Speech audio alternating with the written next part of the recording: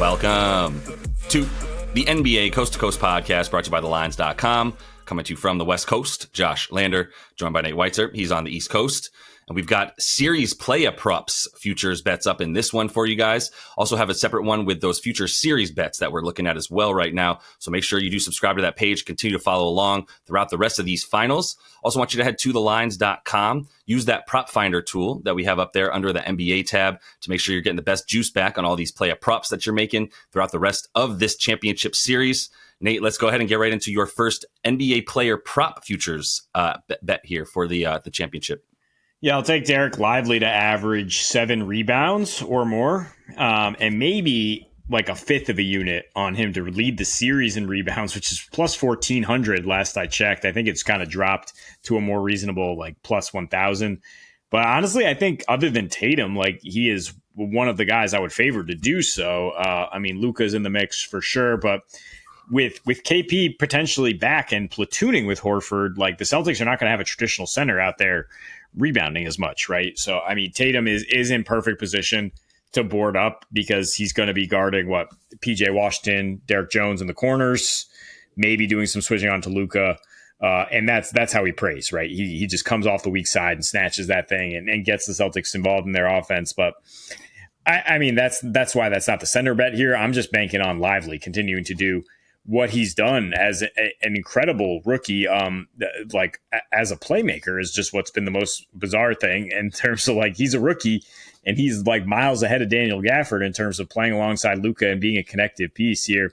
And that's just led to more playing time and just more juice from the young man who does not seem at all overwhelmed. Like he seems like a central part of this Mavs run. I mean, just on both ends, fantastic play. And so, I mean, 7.8 rebounds per game is where he's at here in his last 5, right? And if you remove the injury in his last 5, 10.6 rebounds per game, where he played 9 minutes in Game 4 against the Mavs there, the Wolves, and came out grabbing 4.3 contested boards per game, 62% success rate on the rebounds versus Gafford's at 43% for that entire series against the Wolves. In 2 versus Boston this season, he did have some success on lobs. He was able to stay out there. Also had 3 blocks in the 2 games.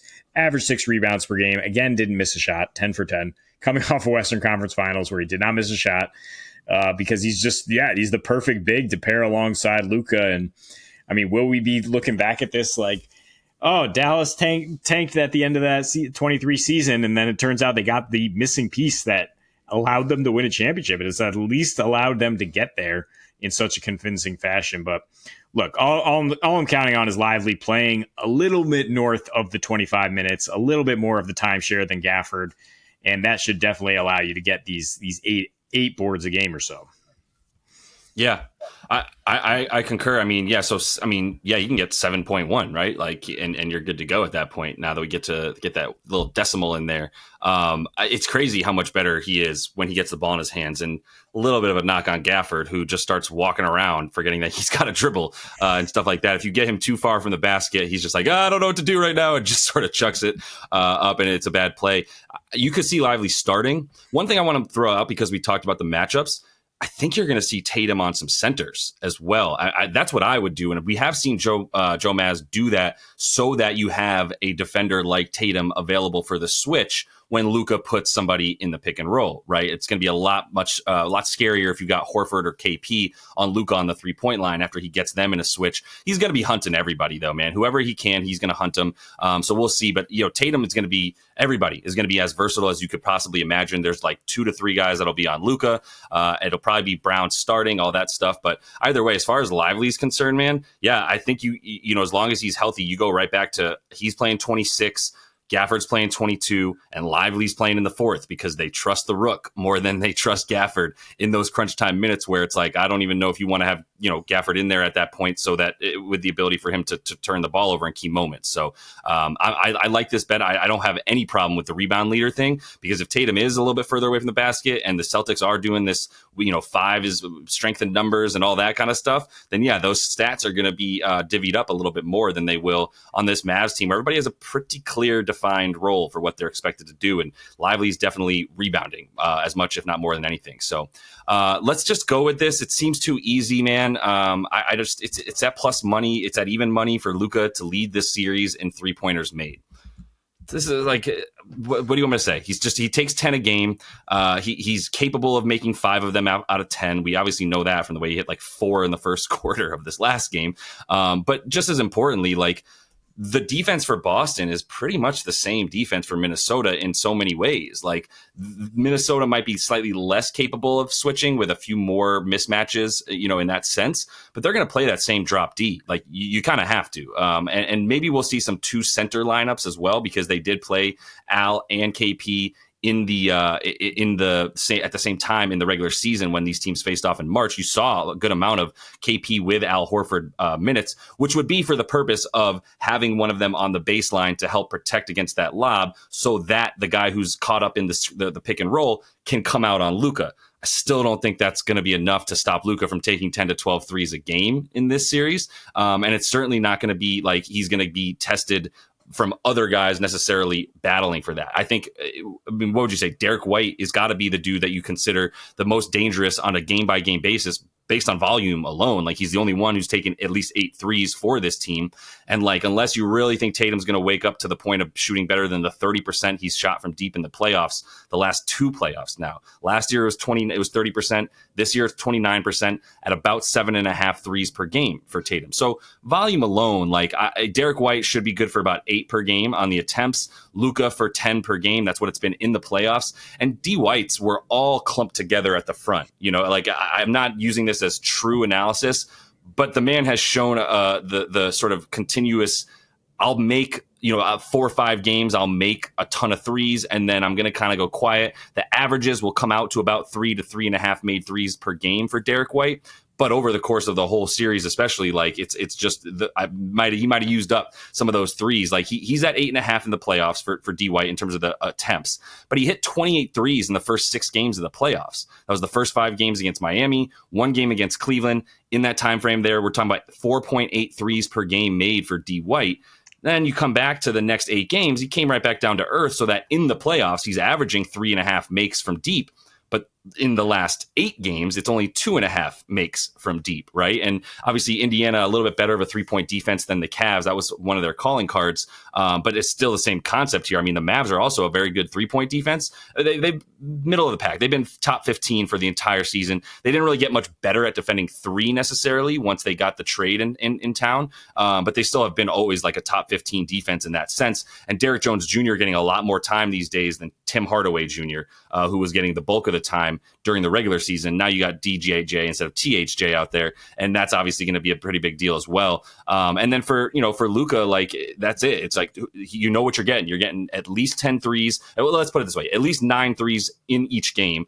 Likelihood of that going up to about 10 per game, where he'll shoot 11 to 12 to 13 sometimes when he starts feeling it to that extent. And he wants to make you come out and guard him on the 3-point line so that he can open up that lob and get a few more assists. But I think this is a Luka scoring series, man. Like, I do think that if the Celtics will come in with a similar game plan to what they did the last time they faced off in the regular season, which was Luka gonna Luka. That's fine. Like, we've got 7 dudes that we feel comfortable playing here that can all score. You guys have like 3 or 4 that you're like, okay, these are dudes that like we trust to, and really, like, with the ball in their hands, we're never going to see Luke and Kyrie both off the floor at the same time. And so it's just going to come down to being that top heavy team. And that's why I feel comfortable at even money for Luka based on the attempts. Like, this should be minus 120. And so I'll take it at the even money there.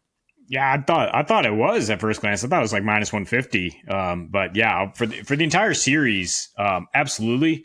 Because over the course of like a larger sample size, yeah, the Celtics are so spread out that I just can't imagine any guy averaging much more than 3 threes a game made. That is, whereas Dallas, yeah, obviously just the usage is so top heavy. You didn't mention Boston gives up the fewest corner threes in the league, right? I mean, so that is the key here, and they will give you above the break threes at least in a vacuum in any matchup. But I mean, those are going to be available if you're Luka and you're taking step back crossover deep above the break threes. If you're taking them from the logo, apparently is how he's feeling right now. So I mean, they're going to be available no matter what the defensive scheme is. But if the corner threes are not available, yeah, less diming, more Luka being forced to score. Kyrie as well, but I mean, just there's a clear favorite. There's a clear pecking order there in Dallas. Can I ask you real quick too to interrupt you while you're on the point? Like, would you, if you were the Timberwolves, have been like, stop guarding the corners and just start guarding the lob and allow Josh Green and company to shoot from the corners a bit more? Or do you think Boston will do that or stick to the similar game plan of like, nah, we're going to come out, we're going to like not leave those guys open and stay on them essentially? Well, Boston doesn't have to pick their poison because they have guards who can protect the rim, right? Fair. I mean, they have guards who can close out in the corner and then also come and pinch down on the lob in Drew and White, who are just amazing in that regard. So yeah, it is really just like Luka is going to have to carry this team and Kyrie as well. But because the schematically, I mean, Boston has answers out there and they're just so good. But on the offensive end, Jaylen Brown over 23 points per game, 23.2 is where the number is at currently. I like that for the series. It's once again a situation where I think Tatum has the tougher defensive matchup, at least at the outset. I've said they're going to get shuffled a lot, but PJ Washington is pretty damn good. Pretty good matchup for Tatum. And we've seen him being a little inconsistent at times, whereas Jaylen Brown's been a steady rock all playoffs. Really, for the last 4 years, he's averaging 25 a game in the playoffs. And we saw in the finals against the Warriors 2 years ago, he stepped up. Tatum stepped down, but I'm not basing that on this in any ways. I mean, his prop is 4 points per game lower than Tatum. I'm just saying they're closer to equal again than the odds would assume.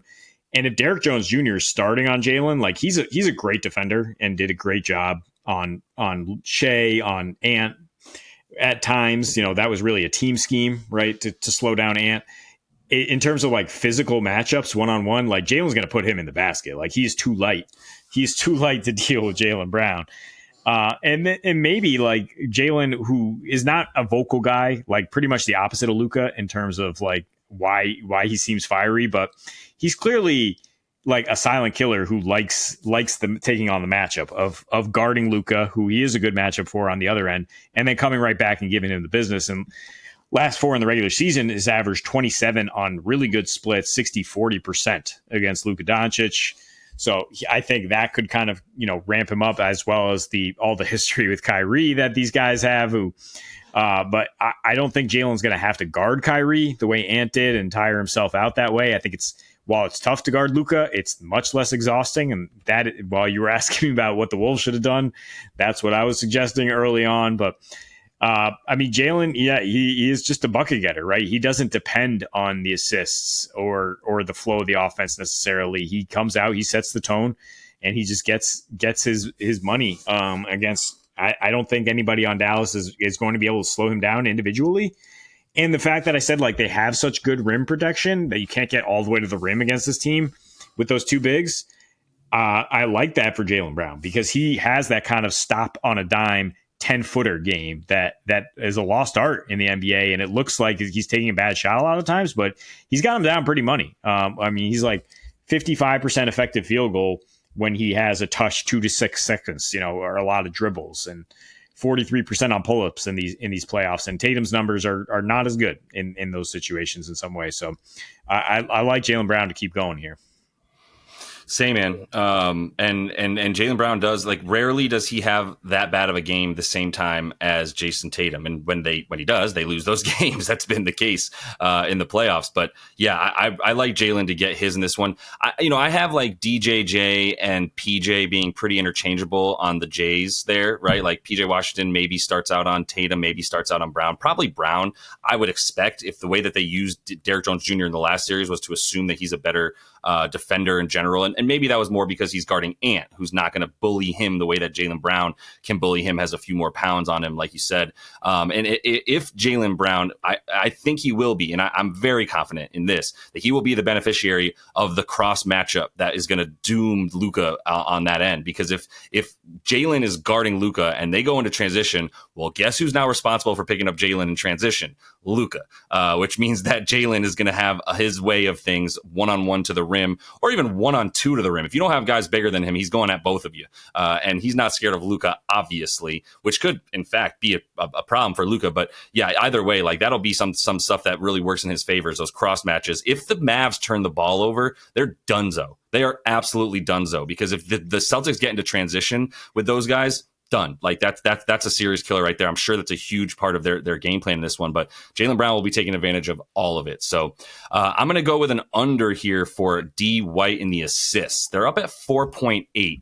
And I've been talking about this all season, and I'll just go back to it as a starting point. It averaged out a little bit, but the under 4.8 assists, I might not feel as comfortable with if KP was not available, which it sounds like he is, right? Like, I think we've got to assume he's going to give it a go here in game one. And they might be a little bit sort of like, pragmatic with him. But like at the same time, like this is what they've been saving him for entirely, when there was news that he could have played in a couple of games in the last series if they like had to force him to for whatever reason. So with that in mind, like when KP's out there, the primary action in each play, in each game is, it's really one of Jason Tatum go, or Jason Tatum wait for the Kristaps screen, or Jason Tatum pass it to the wing and now Jaylen Brown go. Those are usually the two plays. And once Jaylen Brown has the ball in his hands, that thing ain't really coming back out too often. I think, as we know, like he has that job of getting to the rim and playing bully ball and driving and cutting. So we'll see that from JB, which lessens the assists for Derek White. Now, this was a lot more stark at the beginning of the season when Derek White was like, had huge difference in his splits with and without Kristaps. It evened out a little bit, but it's still 0.2, 0.3 more assists per game without Kristaps. And in the playoffs, in the first 4 games, I know that was Miami, who is a lot less likely to give up assists than most teams. But so was Cleveland, really good at limiting assists. And he still got dimes against Cleveland, not against Miami, in part because he's now a lot more a part of the action above the break than he was otherwise, right? Like he and Drew are doing a little bit more being pushed to the baseline when Kristaps is out there, which is not a position to get the ball in where you're going to see a lot of assists off that. Once you get the ball in that corner, you're either going up with it or you're driving the baseline, and maybe there'll be some kickouts from the drives. But like, yeah, I still think, especially if he's in the corner, he's going to shoot against a team that gives up, is in the bottom 5 in the league in terms of allowing corner field goals from deep on the whole season. And that's where they've been weak, as we know. So that would be more like a shoot situation for Derek White. He becomes a spot up shooter. He's not running the pick and roll as the ball handler nearly as much anymore. Now, maybe like when it's just him and Jaylen Brown on the floor as sort of that like secondary rotation and Tatum comes off for a minute. Okay, now he's a little bit more of that. But when he's on the floor with Jaylen Brown, his assists go down. Which is the case for most of these players on the Celtics, because Jaylen Brown is a dude that goes one-on-one with no shade, like effectively. So he should be doing that. I don't want Jaylen Brown passing the ball out. I want him taking advantage of smaller defenders and such. But yeah, basically like without KP in these playoffs, he's at about 4.2 assists per game. In the playoffs, he's with KP, he's at 3.5. You also want to consider how good Dallas is at limiting assists in general. So when Derek White has played against a team that's in the top 10 at limiting assists, right, he's done that 26 times this season, including the playoffs. He's only gone over 4.5, which is his prop for game one, 10 times. So that's a pretty clear indication that he's not getting to the 4.5 against these teams that are really good at limiting assists. He's averaging 4.2 as well against those teams in those 26 games. So if you really dumb this down to like which teams are as good as the Mavs at limiting assists in general, then he's not going to do it nearly as much with Kristaps in there. That's a pretty helpful figure at 26 games. I think that's a decent enough sample size against good defensive teams that don't give up a ton of dimes for us to say like, yeah, that should be about what happens in this series. About 4.2 assists per game is fine, but that's what I have him projected for, not the 4.8 that we have this listed at. Yeah, I mean, that's the key right there, is good defensive teams that can scramble. And that's what Dallas is more than anything right now, is just like really connected on the defensive end. And just like not making mistakes that allowed Derek White to get these easy dimes, both him and Drew. At least, I mean, we most recently saw them against the Indiana Pacers. So like that's what's burned into my eyes, is like, these are the easiest freaking plays. Like it's just like wide open shooting practice, and all they're doing is swinging it around the perimeter. It's going to be much more difficult to get an assist in these finals. Like if we're expecting this type of high level chess style play of basketball. So 5 assists is a lot to average for a guy who's, third or fourth in usage, maybe even less if Porzingis is back at full swing here. So I think it's a good look. Yeah, 100%. So that's all the time we have for you, though, in these futures bets for the championship round here. Make sure to subscribe to that page so you don't miss anything moving forward. We will be back with those videos for both the player props and best bets for every game now throughout the rest of this NBA final series. So until we see you next, happy betting.